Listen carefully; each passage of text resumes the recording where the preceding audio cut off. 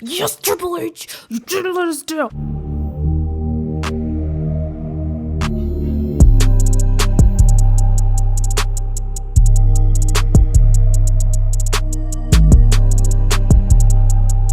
Welcome back to another episode of Wrestle Capsule, where you're going to be getting your weekly dose of pro wrestling talk. And I'm your host, B. So welcome back to the show. I just got done watching Extreme Rules, and Triple H definitely outdid himself in more ways than one. Extreme Rules starts off with a match between the Brawling Brutes and Imperium. And overall, this match was so good. And by the way, this was a Donnybrook match, and there are barrels everywhere, there are weapons everywhere, there's this surrounding the entire ring. So Brawling Brutes and Imperium had options. So overall, this match was so amazing. Man, when I tell you, Sheamus is such a G, because he took them slaps like a man, like his whole chest slaps, like his whole entire chest was just so red and so freaked up. Like, oh my gosh, everybody in this match on both sides put in the work. I feel like this match was chaotic, but in the best way possible. It makes so much sense because these two teams, Brawling Brutes and Imperium, they've built so much history at this point, and they have such a huge feud, and it was just so dope to see. Like, I feel like this was the perfect way to start off Extreme Rules, and it really did set the tone for the entire show, because match after match I was entertained. There was not a match on the card that was not entertaining. And in the end, the Brawling Brutes won the match. That was dope. I am just so looking forward to seeing more of these strong stables on the main roster. So following the match between the Brawling Brutes and Imperium is the match for the SmackDown Women's Championship, Ronda Rousey versus champion Liv Morgan. And this was an Extreme Rules match. So hey, anything goes. Well, let me just say something, and I do not care if this is a unpopular belief. It blows my freaking mind that it took an Extreme Rules pay-per-view in order, or even not even just an Extreme Rules pay-per-view, but leading up to this pay-per-view, it took this to see a aggressive side of Liv Morgan. It blows my freaking mind, because I feel like this should have been something that could have built, you know what I'm saying? Like, I feel like it was rushed in a way, like all of a sudden Liv Morgan can be extreme. And I feel like I was seeing that ever since Liv Morgan had her match on SmackDown with Lacey Evans. Then Ronda Rousey and Liv Morgan having their run-in with each other and just freaking each other up. And Liv had her bat out there with a pink little bow on there, and they were just going at each other, like having a straight up brawl. And then WWE officials had to separate them. So, like, leading up to this pay-per-view, we were seeing Liv Morgan have this extreme mindset and showing this aggression that I have been waiting to see for the longest freaking time as her reign as SmackDown Women's Champion. So maybe I'm the only one who's seen that this took too long. Overall, seeing Liv Morgan actually utilize the weapons around her and under the ring, using her bat on Ronda, spraying a fire extinguisher in her face, all this stuff, it added to the match. And although there were a few times where these two were kind of like trying to get it together and at odds. They were making it work. Like I could definitely tell that both Ronda Rousey and Liv Morgan were working so hard to make this match work. Overall, it was definitely entertaining, and I definitely give props to Liv Morgan. I feel like this match was way exponentially better, way better than the match that she had against Shayna Baszler at Clash at the Castle. This match right here at Extreme Rules like really did make Liv Morgan look good. And what even made her look even better is the fact that she lost clean, one, in the way she lost. She didn't tap out. When Ronda Rousey had her in that crazy submission in the ring, one thing, Liv Morgan was smiling as she was getting choked out. And she didn't tap out. Like she passed out. And then of course, ding ding ding, Ronda Rousey wins the SmackDown Women's Championship. So now Liv Morgan lost, but she still had this like crazy smile on her face, and I was like, oh shoot, I think I know what this freaking means. This girl's gonna turn heel, and this makes so much sense. Like, this Liv Morgan has been trying so hard to be champion, to get over with the fans, and to revitalize her reign as champion ever since that ridiculous win at SummerSlam. I feel like since then she's been trying to work so hard to prove herself to us fans, and now that she's lost this one thing that she's cared so much about, which is the SmackDown Women's Championship, the girl's gone crazy. And I feel like she's channeling that Harley Quinn, Riot Squad, crazy like Liv Morgan-ness that I actually quite enjoyed back when she was with the Riot Squad. But I feel like it's going to be a lot more because she's had gold and she lost gold. And when you have to be in such a crazy extreme match like this that you have not experienced before, and I'm talking about Liv Morgan specifically, and you have to go to that place in your mind where you have to do whatever it takes to win, do whatever it takes to survive against Ronda Rousey, Ronda Rousey gives no F's. No F's. So even after that, Liv Morgan lost. I feel like this is going to be the catalyst for something new for Liv Morgan. And I'm wondering if she is going to challenge Ronda Rousey for this title again, or if there's going to be some new character building going on, because I'm telling you, that smile was creepy. And even after she came out of being unconscious and Ronda Rousey had the belt, she was still smiling. She looked crazy. I'm telling you, she looked like she needed to be in a straitjacket. Like, I am looking forward to whatever Liv Morgan, however her character is going to shift. And I really do hope that she does turn heel and she taps in to that place with her that we all know that she has. So yeah, overall this match was definitely entertaining, and I cannot wait to see what Liv Morgan is going to do next. Yo, this strap match between Karrion Kross and Drew McIntyre, first off, let me just say this. I love the fact that Karrion Kross did not want to put on that strap, like, on his wrist. Like, he was not here for it at all. He didn't want it. He threw it down twice. He's just like, freak you, Drew. The referee just trying to get him to put it on. He like, you better get out of my face with that. Like, we're not doing that today. Like, I don't want to. And then he attacked him. So they're fighting.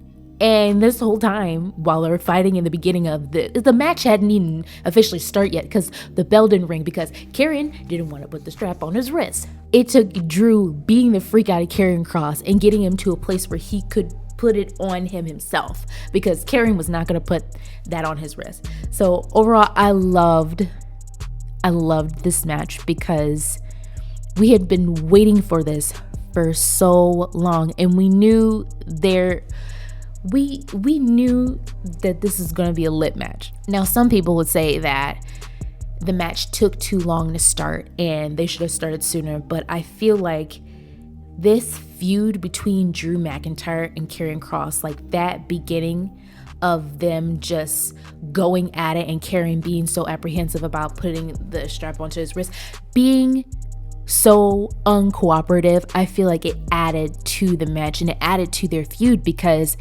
Karrion has been wanting to get his hands on Drew McIntyre officially in a match ever since he came back. And I don't get wrestling fans who say stuff like this. I'm just like, it's all about storytelling. It's like people don't understand what storytelling is anymore. Like, they just want wham bam, give me a match. And I'm just like, there's got to be some sort of build up. There's not just storytelling before the actual match, before you get in the ring and wrestle your opponent. Even within the match, there's storytelling, there's moves, there's certain emotions that need to come across to the audience, to the fans. Like, I'm just like, what is wrong with you guys? But yo, it was so funny seeing them just whip the crap out of each other. Like, I feel like the strap match was a good move for both Karrion Kross and Drew McIntyre. So the next match I want to talk to you guys about is the ladder match for the Raw Women's Championship. So it was champion Bianca Belair versus Bayley. Now, quite honestly, I was expecting Io Sky and Dakota Kai to be out ringside with Bayley, but I'm glad that they weren't. Eventually they did come out, of course, because they can't help themselves. They always got to interfere in people's business, interfere in Bayley's match. Like, they always got to do something and show up. What I loved about this match was that both opponents started using the ladders immediately. Like, they were both hungry to get the title. Like, there was no wasting time. Like, and I feel like this match, I was finally able to see a little bit, well, actually, I won't even say a little bit, a lot of what I have been missing from Bayley's matches ever since she came back from injury. Like, this ladder match definitely made Bayley look great, and it made Bianca Belair look even greater as a champion. Like, it was so good to see Bayley just back. It felt like she was finally back in the swing of things. It did not look like she was, trying to slowly but surely get used to being back in the ring. Like, I saw no ring rust. I saw none of that. And I feel like Bayley definitely pushed Bianca Belair. When I saw Bianca Belair pick up both Dakota Kai and Io Sky, because like I said, they eventually did try to come out and interfere and freak up the match. When I saw Bianca pick up both of those women and do a KOD, I'm telling you, I have to say this. Bianca Belair must be eating her Wheaties every morning, because that woman is so freaking strong. Like, she picked up both of those women and hit a KOD. Like, what? And even after the interference, Bianca Belair was still able to climb up the ladder and win the ladder match and retain the Raw Women's Championship. Now, let me say this.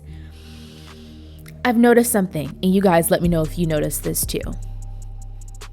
Bianca beat Sasha. Bianca beat Becky. Bianca beat Bayley. I'm seeing that there is a pattern here. Now she's beaten Bayley, and these are all pay-per-views, right? Right, I'll answer my own question. Right, what do all these three women have in common? Obviously, they are three of the four horsewomen.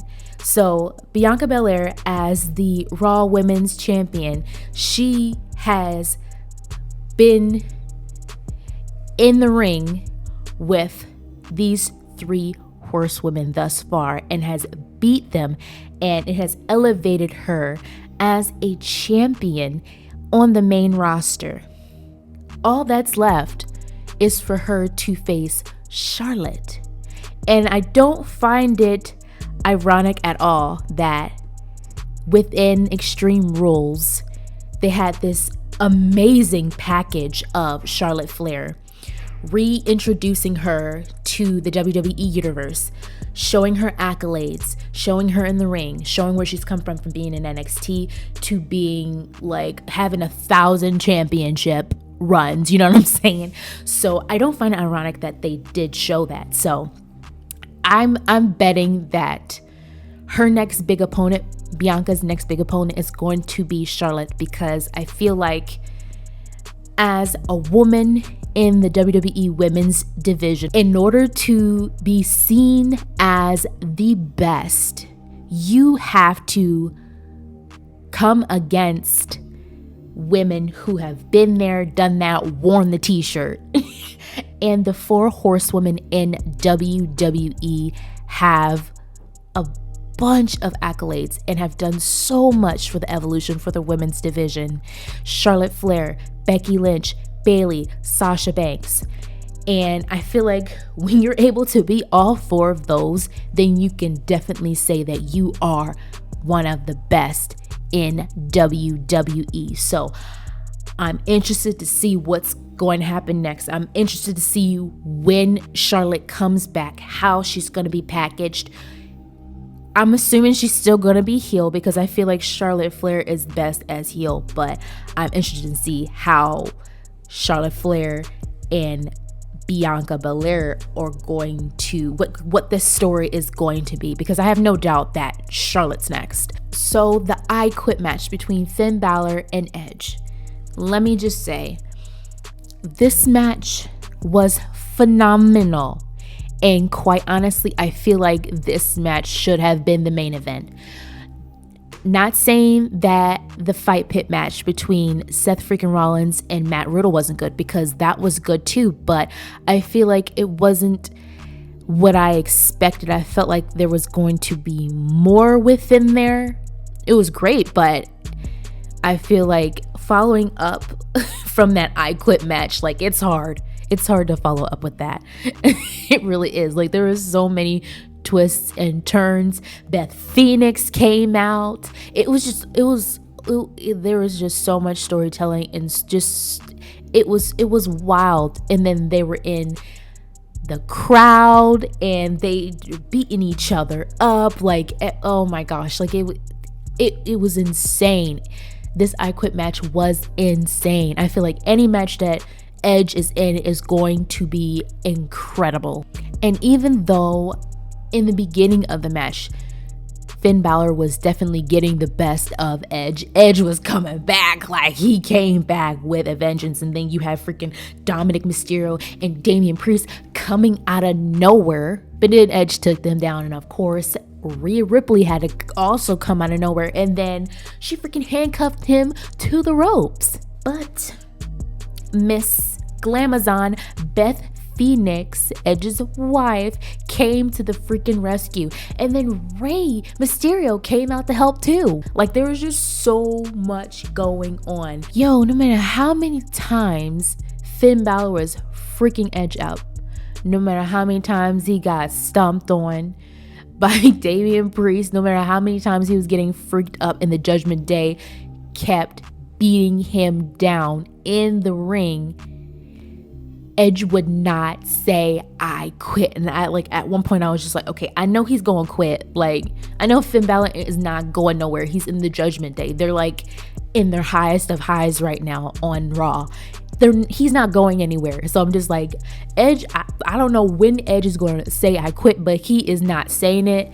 I didn't know like how it was going to play out. So I felt like it was so, not only like it showed how strong Edge is and how much of a veteran he is. Even after Edge saying I quit to stop Rhea Ripley from doing a concerto on Beth, she does it anyway. So the actual main event was the fight pit match between Seth freaking Rollins and Matt Riddle, with the referee being the UFC Hall of Famer Daniel Cormier. And overall, this match, it was good. When Riddle was on the he was on like the platform at the top of the cage, and he freaking did a senton off of that onto Seth freaking Rollins. Smack. Like, yo, that was, oh my freaking gosh. Like, that junk looked painful for both wrestlers. Like, it was so good though.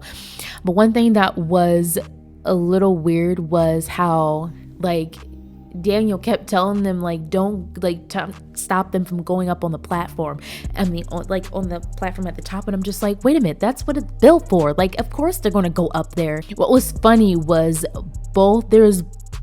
I think there was a couple of times within the match where Daniel had to bring Riddle to the side or bring Seth to the side and be like, don't hit me, because they were so, like, Seth and Matt were so at each other's throats and did not care who was around. And hey, whenever DC got in the way, he either got pushed away or something like that, and DC was not having it. So there were times where he was just like, don't hit me, don't put your hands on me, don't put your hands on me. I really thought that Daniel Cormier was about to rock somebody. I was definitely expecting Matt Riddle to win this match for two reasons. One, this is his element. He has an MMA background, like, come on. And two, because he has been losing match after match after match for a while now, and I feel like this win is so important. And I mean, it just overall makes sense. So I'm glad that Matt Riddle won, but Seth definitely gave him a run for his money. Now, you and I both know that this main event match, this fight pit match between Seth freaking Rollins and Matt Riddle, was not the highlight of the night. You and I both know that it was what happened after this match that was the epic highlight of the night. Now, up until this point, when Matt Riddle won, he submitted Seth freaking Rollins and he actually tapped out. I was like, okay, this is great. Where's Bray at? Up until that point, I was just like, man, he ain't covered. They didn't play us. Triple H didn't play. Papa H didn't play us for fools. Until the lights went out. And when the lights went out, I shut up because I verbally said it out loud. I was just like, Triple H didn't play this. I'm so freaking mad. Lights went off. And then when you heard he's got the whole world in his hands, I went off. Everyone went off. I was so freaking excited. And then every character from the Firefly Funhouse was like in the crowd and like dressed up. Like each of them were dressed up. And I was just like, oh my gosh. And then even when they had someone dressed up as the Fiend, like on like near the barricade, I was just like, oh my gosh, dude, where's Bray? He's coming up. He's coming up. Oh my gosh. When this man came out, I was so freaking excited. I was just like, yes, Triple H, you didn't let us down. Because he had this different mask on that we've never seen before. When he took it off, I wasn't expecting him to take the mask off. And then we saw his face. Crowd went off even louder, like the craziest pop. I am so happy that Bray Wyatt is back in the WWE. He should have never been released. Like, it's just like Triple H is getting back all his kids. But this was a great way to end Extreme Rules. So oh my gosh, I want to see how he's going to interact with Bray Wyatt. I want to see how he's going to interact with Alexa Bliss. I want to see what this story is going to go with, because he's not the Fiend anymore. So I want to know what this character is going to be like. He still has that creepy vibe that we all know and love, but I know it's definitely going to be different. Oh my gosh, like Wyatt is such a creative mind. Like he has reinvented his character so many times and has made it work every single time. So I have no doubt that this new gimmick, this new character, this new storyline is going to be amazing. So guys, let me know what you thought about Extreme Rules. Overall, every single match I thought was entertaining. Like I said before, at the beginning of this episode, Triple H outdid himself. This was great. This was great. So let me know in the comments below what you thought. Don't forget to like and subscribe for more episodes. Thank you guys so much for watching, and thank you guys for those of you who have participated in my poll, because I wanted to find out what you guys want to see more of from my channel with season 2 and moving forward. So for you guys who have participated in the poll, thank you so much. I'm taking into account the suggestions and I'm going to move forward with it. So stay tuned for some awesome, funny videos. Signing off, guys. Bye.